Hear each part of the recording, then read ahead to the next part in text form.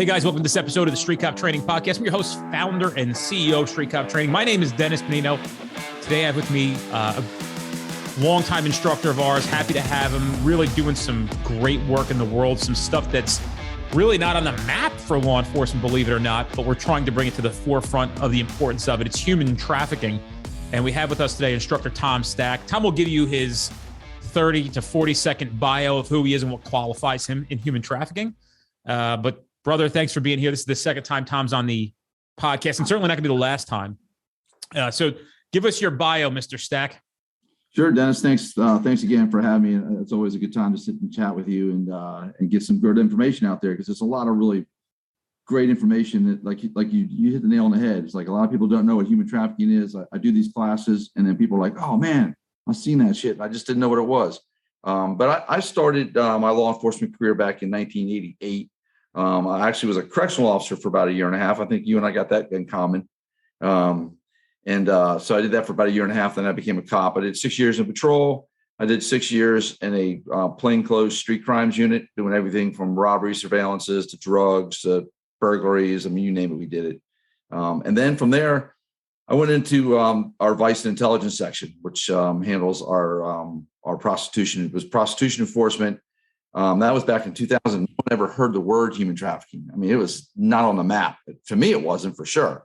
I was pretty naive to it. To me, it was just prostitution, and let's just go lock them up. And if I got a pimp in the process, then hey, man, that was collateral damage. Just, the more the merrier. The more clicks you got, the better. And then I really started to heard about human trafficking. Didn't know, so I got to find out more about this. And I started, went to a couple classes, went to a couple conferences, and then I really started to see it during the course of my investigations. I started looking at prostitution through a different lens. And you really think and you realize that nobody wants to be a prostitute. Nobody ever aspired to be a prostitute. I always, during my class, I show this little video of all these kids, like what would they be when they grow up? An astronaut, a TV producer, a doctor, a lawyer. There was not one person that said, I want to be a hooker. So it's, it's something that they become victims of circumstance or victims of exploitation.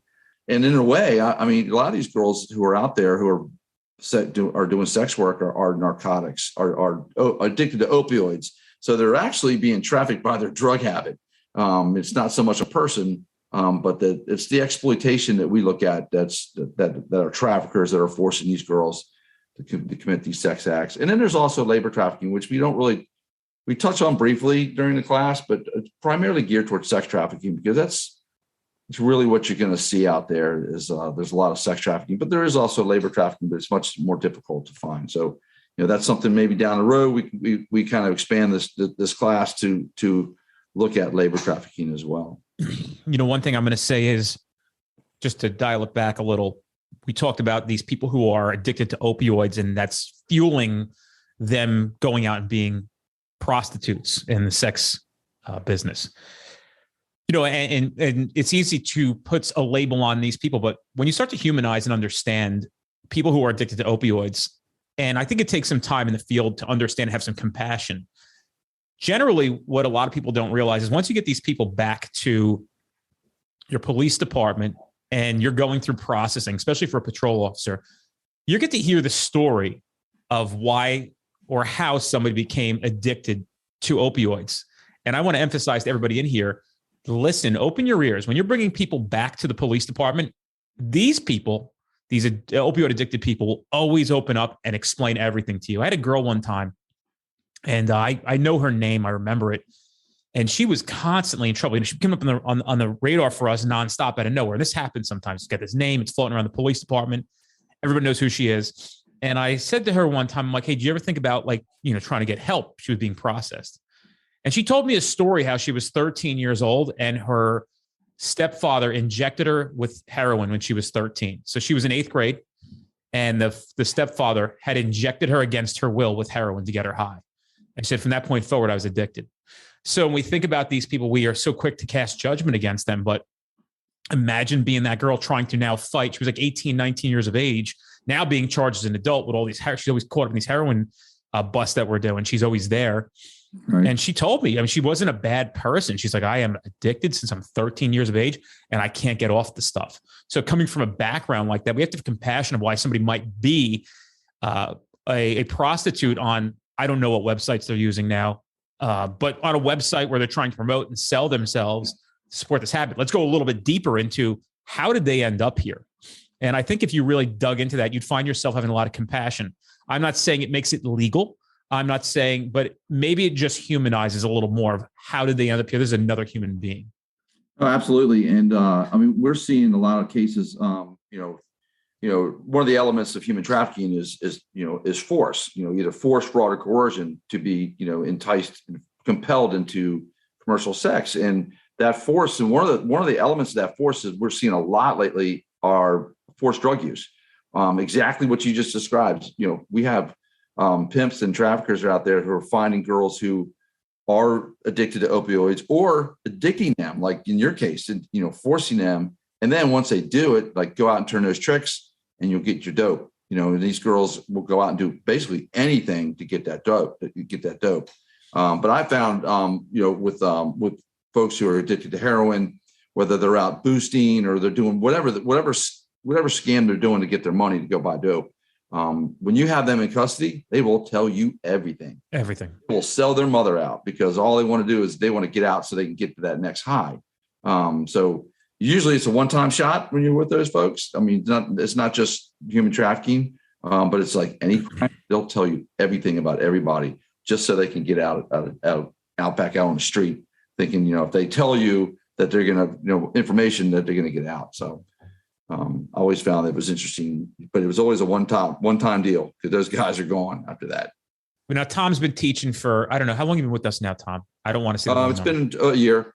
I was going to say a year. I didn't want to sell too short because it feels like forever. Because when you become an instructor at this company, we're all like a family. We see each other. It's like we're cops too, so it feels very natural for all of us, no matter where you're from. And I'm proud to say that the instructors associated with this company are probably a cut above the rest as far as humanity is concerned. I mean, these are people who have figured out on a higher level of how to, behave and be the example for law enforcement. So Tom's certainly an example for law enforcement. So you've been teaching a lot of classes. I know you've had some success recently. Last night you texted me because we were coming on this podcast today, and you had mentioned the story you wanted to bring up on the podcast. So, let us know how, when did that person take the class and what did they run into?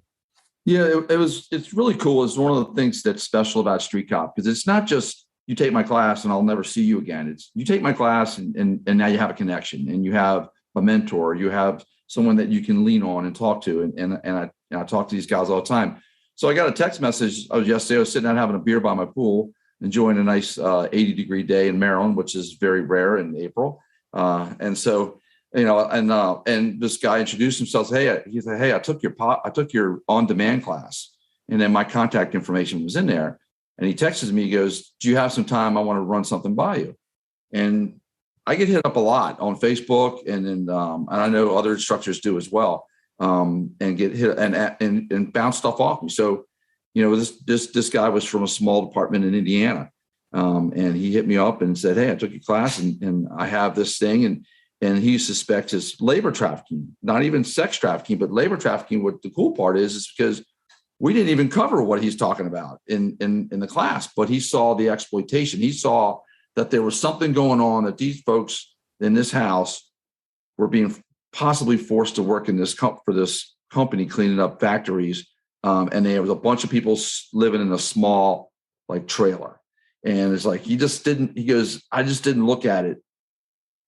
There's something not right here. Something's going on here that's not right." And he's like, "Listen, before your class, I'd have walked in there and said, man, these guys have some shitty living conditions," and walked right out the door and never thought twice about it. So I talked to him about it and told him a couple of things that it may be or might be. And I asked him, I'm going to hook him up with some connections today for some HSI folks that work human trafficking in that area. I got connections here in Maryland. We can find connections out there.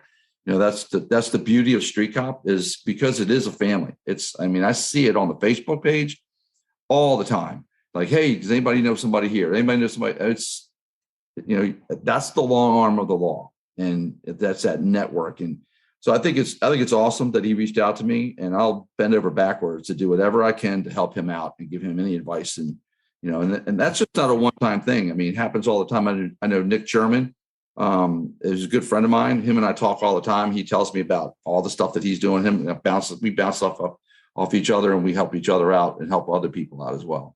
I know we've talked about the sex trafficking a little bit. I think it's a good lead in to talk about labor trafficking, some of the signs of labor trafficking and what it means and how it happens. So let's start with, how does it happen? How does somebody find themselves falling into a labor trafficking situation as a human being? Well, one of the things is because you heard me talk about force, fraud, or coercion. Those are one of you to have one of those three elements to have a human trafficking. If not, if it's in sex trafficking, it's just prostitution. But the minute you put in force, fraud, or coercion, or if that person's under the age of 18 engaged in commercial sex, that's when you have human trafficking. On the labor side, there's no under the age of 18. So you have to have that force, fraud, or coercion. So it's compelling somebody through force, fraud, or coercion to conduct labor for little or no compensation. A lot of times they will traffickers will exploit someone's documents, whether they're undocumented. A lot of human trafficking victims are from foreign countries. Labor trafficking victims are from foreign countries, especially, folks who are undocumented coming from come across the southern border. They come here, or they come here under false promises and false pretenses, like, hey, come here, you're going to work as my nanny, you watch my kids. That's a big one. Or forced labor. You see those folks who get picked up at like the Home Depot. There's like, a bunch of Latinos hanging out, undocumented Latinos hanging out at like a Home Depot. A pickup truck pulls up and says, hey, I need 5 workers to go build a deck, and they pop, they all pop in, and then they're like, hey, you're going to keep doing this for me. If you don't, I'm calling ICE and I'm going to deport your ass. And so then they're like, now I'm trapped. They feel trapped. A big one is debt bondage, especially in the Asian community with the massage parlors and the nail salons. It's like, hey, when I come to America, it's going to cost you $10,000. You pay 10. It's like, okay, I don't have that. It's like, okay, well then when you get there, you'll work it off. And they're like, they agree to it. So next, boom, they come in through Canada, they come into the United States. They're like, okay, what do I need to do to work it off? Well, you're going to work in this massage parlor. And then all the money you make comes to me. And then when you make enough money, you pay your debt off. You can keep your own money. But the interest on that is so incredibly high that they never pay it off. I mean, next thing you know, they're trapped, giving guys hand jobs and having sex with these guys for years upon years and years, and making way over the $10,000 that they originally had to pay. And they're stuck, and they're trapped in it. And what are they afraid of? Like, are they just unfamiliar with the laws here? Afraid to go to the police? They think they're going to get deported back to their country? Well, there's different forms of coercion. A lot with in the Latino brothels that we talk about in the class is they threaten them, like, if you don't do it, I'm gonna kill you, or I'm gonna kill your family. We had a girl that we recovered when I was back on the department, and she lived in a small village in Mexico. This guy rolls into town, nice clothes, nice hair. Yeah, I remember this story from the last one. Yeah. Yeah. And next thing you know, he's got her back in the United States, and she's, prostituting. And he says, she's like, I don't want to do it anymore. He goes, well, if you don't, I'm going to kill your family. I'll go down to Mexico and kill your family. You saw how easy I got in and out of the country. I'll just do it again. And so she actually worked for him under that coercion. When you say that somebody may be led into a house to be the nanny of the children, you're saying in addition to that, being then forced to stay in labor. Right. And we saw that, especially in my old police department in Montgomery County, Maryland, which is just outside Washington, D.C. We have an area called Potomac in Bethesda, like one of the most affluent areas in the country. And we have a lot of diplomats that live in our county that work in D.C. And especially, it was really, really notorious amongst the West African countries that they will go over and say, hey, go find somebody over there, like, someone who's maybe like 17, 18, 19 years old, and say, hey, do you want to come back with me to the United States? You can go to school there. They got the best schools in the world. You come there and all you got to do is you can cook and clean for me. I'll pay you this amount of money. And then you can go to school. You go to the best schools. And they're bringing these people over there and they're putting them in these houses. And they're like, you know what? You're not going to go to school, but you are going to work. You're going to work for me from 6 a.m. to 11 p.m. You're going to cook. You're going to clean. I want the house spotless. You're going to watch my kids. You're going to make them lunch. You're going to take them to, get them on the school bus, do whatever. A lot of times it's not even, they're not even allowed to go outside. Wow. And so these folks are like, and then basically they said, well, if you don't do what you're told to do, I'm going to call your family and let them know that you're misbehaving. And I'm also going to have you deported and you'll never be able to come back to the United States again. And so they're like trapped. And who do they call for help? It's not like they don't have phones. They take their phones from them. And how do we as law enforcement find these folks? You just don't see them. How do some of these cases get caught? I mean, how do we catch some of these cases? Sometimes they get enough of it and they flag down a neighbor, or a lot of times that the one thing they will let them do is go to church. And so church is really their only outside exposure to the world. And so sometimes they'll reach out. A lot of times they never get recognized. And a lot of these, especially these women, are sexually assaulted by the father figure or the male figures in the house will sexually assault these women. And that's just part of life. Wow. What are some signs of it? Like if you happen to come across as a regular Joe citizen or even as a law enforcement officer, what would you look for? What are some signs of somebody who's in that situation, like some kind of labor issue? And that type of situation is not allowed to speak for themselves. There'll be a third party there, especially if they got hurt and you went to the hospital. And then, so you go to the hospital and to interview them. And because I teach a lot, like in my regular job in Baltimore City, I teach a lot of nurses and ER and firefighters on the signs of human trafficking because they see them all the time. These guys get hurt on the job, they get, busted up on the job and they got to go. But if they're not allowed to speak for themselves, and where's your ID? Well, my boss has my ID. My boss is holding my passport. What the hell? That's just not normal. It's wild to think that this stuff exists and we live in our own delusional little perfect worlds as American citizens. It's fucking wild to think about that. Yeah. So those are two of the big signs, and then, obviously some of the beatings, if someone's being beaten, and bruises, you might see a fresh bruise. And someone says, "Oh, how'd that happen?" "Oh, I fell down the stairs." Okay, well, but then you have another bruise up on your arm, and that looked like it's about a week and a half old. You can see the bruises, how they in various stages of healing. That's a huge indicator of signs of abuse, chronic abuse. You have a fresh one, you have, one looks like about a week old, you have another one on the other arm, looks like it's, almost completely healed. So those are big signs as well. As far, for the labor trafficking, you're not going to see the tattoos. You're not going to have a boyfriend that's significantly older. That's another sign. You're not, there's no terminology in labor trafficking. But the big one I would say is that third party person speaking for themselves and them not having any identification. Are there more labor cases than there are sexual cases?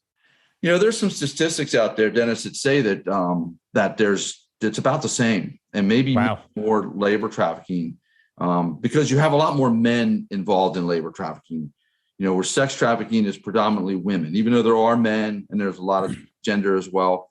But in labor trafficking, you have a higher number of men in there. And some places you find labor trafficking are construction sites. Like we talked about, like that in indentured servitude, like in the house as a nanny, or you have massage parlors, you have hair braiding, the African hair braiding salons, you have sweatshops, you have hotel industry, restaurants, like construction sites, agriculture, especially crops that need to be picked by hand. A machine can't come in there and, they'll bust all the tomatoes up, So tell them I said hi too.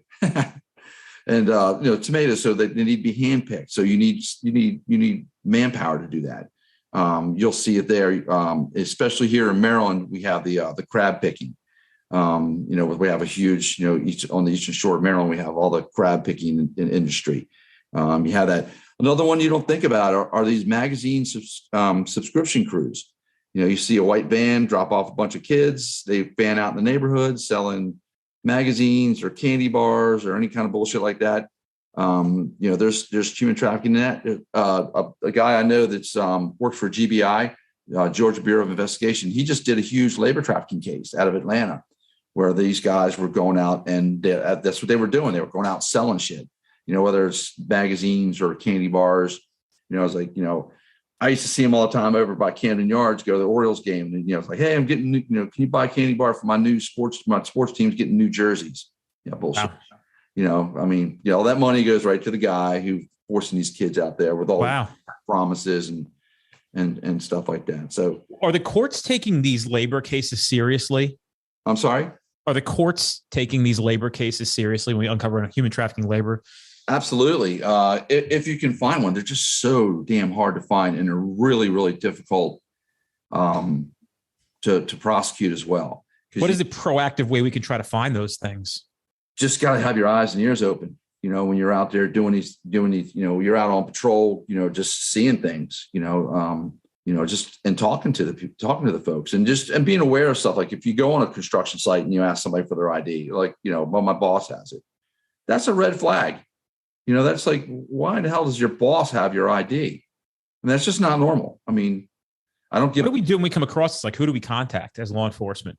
Well, HSI is a really good agency, federal agency that works labor trafficking cases. Okay. These cases can be federal cases. So the big thing is to check and see in your state whether you have a labor trafficking law on the books. Maryland, we just got ours like a year and a half ago. So like before it used to be under the extortion laws. It was there. No one knew it was there. I knew it was there because I was doing those cases. But most of those cases are going to go federal. So I would definitely reach out and make a good contact with your Homeland Security investigations. They have excellent agents that work human trafficking cases. And they do labor trafficking cases, sweatshop cases, because there's a lot. They're very labor intensive investigations. They're not quick hitters. Well, you said before that there are men's sex trafficking victims too. Tell me about that. Yeah, mostly they're younger boys. I know in Baltimore, there's an area they call the meat market, where guys would go look for guys, and they'll be out there on the street, and once somebody's forced to do it through either forced fraud or coercion, like if you don't do it, I'm going to beat the shit out of you, or you're going to get your ass kicked, or or I'm going to go tell your family that you're gay and you're out here doing this. That's where it becomes human trafficking. So if it's just say if it's like a 19-year-old guy out there on the street and he's selling sex, and he's doing it on his own to make whatever money he needs to make, that's not human trafficking. It's just straight up prostitution. But if that same person's 17 and does it, and now it's human trafficking because you're under the age of 18. Jesus Christ. I asked that because I've never even put thought into that being a thing. Usually when we talk about sex trafficking, we're thinking about women right away. Right. Well, and how many of these people do you think are minors? Well, the National Center for Missing and Exploited Children, they're probably the foremost authority on sexual exploitation, child exploitation in the country. They're also the National Clearinghouse for Missing Children in the country, and they have a huge human trafficking or sex trafficking unit, child sex trafficking unit there. And so they put a statistic out in 2020 of the 26,500 reported missing children to NCMEC. They estimated 1 in 6 were likely victims of child sex trafficking. Wow. And how do they, that's just because they get let out on the internet, things like that? Yeah. They have, I'm not sure how they come up with that number. Of all the statistics that are out there, there's a lot of bullshit stats out there on human trafficking. And I don't use a lot of them because there's no. How do you measure it, right? You can't measure. It's impossible. If you can tell me how many human trafficking victims there are in the United States, then you can probably win the lottery every single week.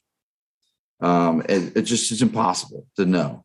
But NCMEC does a lot of research. They have the experts there. So 1 in 6. So if you did the math in your jurisdiction, in Baltimore, it's somewhere around between 200 and 250. That's likely child sex trafficking victims. That's just outrageous. A lot of times I'll do a Facebook post, like if I'm going somewhere, like I went out to Ohio to do a class near Columbus, out in Reynoldsburg, Ohio, and I went on their website and found out how many missing children they had last year, and I was like, hey, you got this many suspected cases, of child sex trafficking. So they're out there. Kids are out there, and unfortunately, it's fueled by these assholes who are purchasing sex, and just fueling the problem. What's interesting, Tom, is I'm often a big critic of basic police training because I just don't think that we do a good job for our recruits and getting the training that they deserve and need. Matter of fact, if I thought there was good training, I probably wouldn't run a training company. And there's a major priority to human trafficking. And I don't know if I told you this, but I had a girl reach out to me. I don't know, maybe 2 months ago at this point now. And she sent me an email. She said, I'm writing college paper on human sex trafficking. I found you and your information. It seems like you're on the ball with a lot of things. I am writing a paper on what police are doing for human trafficking and what cops in the field know about human trafficking. And in my mind, I laughed out of just the sadness of the state of affairs of where the training is on this. And I'm not sitting here self-criticizing us. We're actually doing something. You've teamed up with me. I've teamed up with you. I consider this to be a priority. It is wild and flabbergasting. And the cat is out of the bag. Cops don't even know what to do.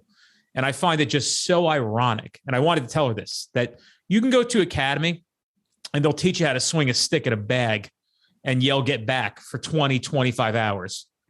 But they will not teach you how to rescue or the signs of somebody who is a victim of human trafficking. The insanity. So I wanted to write back to her, what do cops know about how to intervene with human trafficking? Fucking nothing. They don't know anything. Right. But I got to tell you, they get 14 hours of how to write tickets because that's what's important, right? And that's the irony of it. When I say these things publicly, people are like, oh, well, when's the conversation going to begin? When are we going to start? What's your thoughts on that?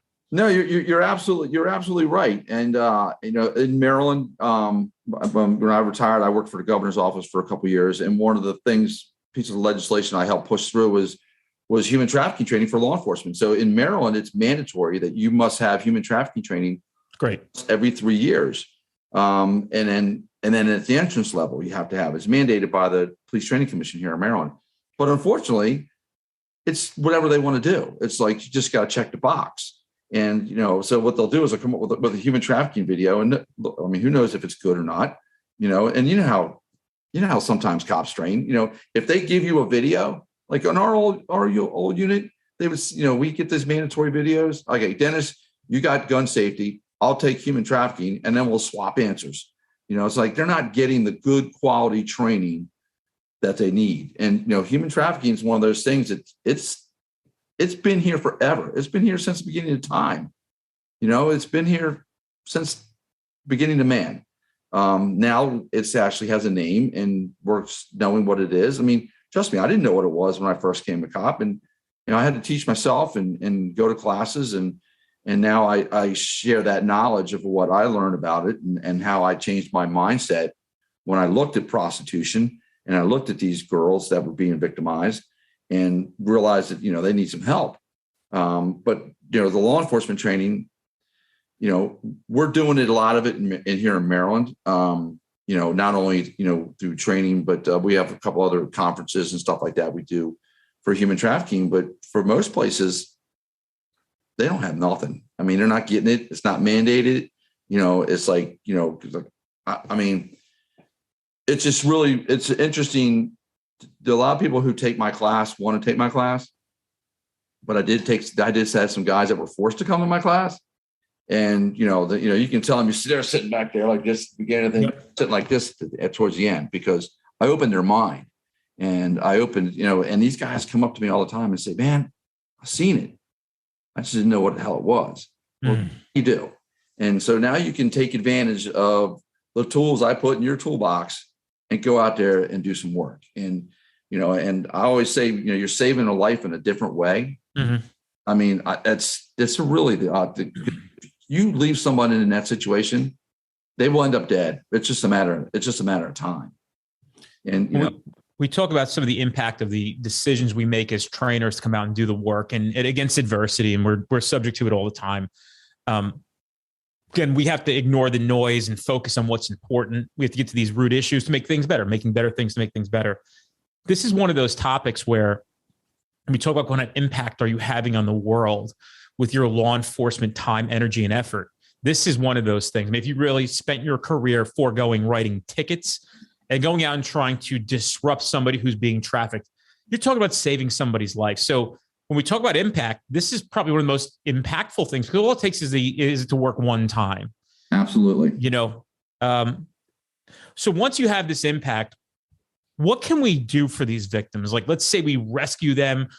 What's the next step for them? Like, where does it go from here? So the most important thing to do is you have to realize that these victims don't even realize they're victims. Okay, so you're going up and talking to somebody that you see that they are being exploited. You see it, but to them, that's just the way life is. This is the way it's supposed to be. This is my daddy. That's my boyfriend. He's taking care of me. He loves me. But he's forcing you to go out and make $1,000 having sex with 10, 15 guys a day. And he beats you if you don't. But they think that's just the way it is. And wow. So the most important thing is to know our role. Our role as law enforcement is to go out and find these victims of trafficking, these survivors of trafficking, to make cases, make sure that the trafficker is investigated. Because if you take a girl away from a trafficker and don't take the trafficker out of the scene, he's just going to go exploit somebody else, because that's what he does. And so if sometimes it's good, but if you can't make the case, you can't make the case, but you want to get the trafficker out. But the most important thing is to get them into services, because there are people out there, there are service providers out there who are trained on how to deal with these girls. A human trafficking victim is the most unique victim that you will ever deal with, ever, in law enforcement. I mean, they are in a different world when it comes to being a victim. You have a victim that's probably going to be uncooperative, is going to lie to you, has got a laundry list of needs like a million miles long, and it's not like a victim of a burglary or a victim of even an assault. Like who are pissed off and they want justice done. Sometimes you have a victim that's not cooperative with you, and I say this during the class is what we are doing as law enforcement is we're planting the seed that we're here to help. Because we're already fighting an uphill battle as cops, because the trafficker does nothing but tells the victim, with the girl or the boy, don't trust the cops. Don't trust the cops. The cops, all they want to do is lock you up. They're going to have sex with you and they're going to lock you up. They're going to it's like, go to lock you up. They're going to treat you like shit. And be honest with you, that's pretty much what we do. For years and years and years. I did it. Guilty. I did it. I did exactly what the trafficker said I was going to do. I went in there, locked their asses up before I knew what human trafficking was, but you got to change that mindset and let them know that you could give a shit about prostitution. You could give a shit about locking them up, but if you're being exploited and you need help, if you're in a situation that you just don't want to be in and you want to get out, I can help you. And so that does two things. It changes the mindset of the way they perceive law enforcement. It's like, you know what? That guy was actually pretty damn cool. He was good. He was cool as shit. And, and maybe I can get some help. But the thing is, you're planting that seed that there is somebody out here who cares about me, and that if I need out, I can get out. You'll see 100 girls. And this is what I used to see all the time is you'll have 100 girls that you'll offer help to. Of those 100, you might get 3 to say, yeah, I'm ready. But you can't get frustrated. You can't be like, oh, damn it, I failed again. No, you didn't fail. You absolutely didn't fail. You should never look at it like that, because what you did is you planted a seed in their head that, you know what? there's somebody out there who does care about me. And there is something like, there is another way for me in my life when I'm ready to get out. And when they are ready to get out, they'll come to you or they'll come to somebody else. I said, you can take a horse to water, but you can't make him drink. Right. We've always heard that little saying, but eventually that damn horse is going to get thirsty. Right. And when it gets thirsty, that's when we have water. It'll know where to go. Right. They'll know where to go. And these girls are a wealth of knowledge too. And, and if you treat them with respect and don't treat them like an asshole, it might lead to something else. Mm-hmm. It might lead to something else. So it can be very frustrating, and it can take years for a girl to get to a place in their life where they can actually raise a family, have a job, because it's a long trek, and the exploitation, and basically all the years of exploitation that dates all the way back to when they were kids and sexually abused as kids, because 95% of every sex worker I've ever spoken to was abused as a kid, whether they were raped or sexually touched by their stepdad or uncle or whoever the hell it was in their life that abused them. You're untangling all that. And we can't do it. We know our role. Our role is to hand them off to somebody who can handle them and take care of them and watch your victim. Because not only is she's your victim, she's also your witness and your evidence in your case. And a lot of times they're going to abscond. They're going to be gone. They're never going to come to court. They're going to tell you to fuck off and see ya. I mean, that's why you build those cases as strong as you can. So don't let it discourage you, is what you're saying, right? Right. You can't get discouraged because if you can't, because you plant that seed, and she might not even come back to you. She might come back to somebody else. And you said you're right about one thing, Dennis, is that one person, if you can do it one time, save one person, it's amazing. It absolutely is amazing. If you save one person who was in a burning car and you pull them out and you save that person's life, your career is almost complete, right? I mean, most people are like, shit, I got to save someone's life. You're doing it in a different way by doing this with the trafficking and getting them out and getting them into services. What are some of the organizations, and we'll wrap on this, what are some of the resources that law enforcement has available to them? Maybe you can name some organizations that maybe administrators who are listening can get into their in-house system where they go, okay, if we run across this, we now know where to go with it and who to call. We already talked about HSI, but what other organizations are out there? Well, you also have FBI, and both FBI and HSI have victim witness coordinators. Okay, and they'll have the resources available. And they have much deeper pockets than most local law enforcement agencies. I worked in Montgomery County, which had pretty deep pockets, but it didn't have FBI pockets or HSI pockets. So there's been funds set up to try to help the victims of human trafficking. Right, and then there's phenomenal organizations spread all across the country. And obviously I don't know them all. I know all the ones in Maryland. I know, but there's always the National Human Trafficking Hotline that you can call and get attached to resources. You can call them up and say, hey, I'm Officer Jones in New Mexico, and can you tell me who my local service providers might be for human trafficking? And they can, or you can Google it. I mean, yeah, I went to Kentucky a couple of weeks ago, and before I went there, I Googled who their service providers were and told them, said, hey, this is who you guys have in this area. So great. It's just hop on. I can do it on my cell phone. Take me 5 seconds, Google it. And, but the human trafficking hotline is the number is 1-888-3737-888. And so you can call that 24/7 and get hooked. Hey, Tom, I think that we should do a company-wide email to all our contacts. We have 100,000 links in our contacts for emailing. This is probably best for you. Can you just put together an email with maybe just step-by-step instructions? We'll start the process of how to counter human trafficking, that number, and where they can find their local resources. And if you just give us how to do it, maybe we can have the staff here put something together, and we'll send an email out to at least have some kind of impact where maybe somebody gets it and says, oh, good, we have this is how we do it now. Hey, everybody, ComStat meeting Monday morning.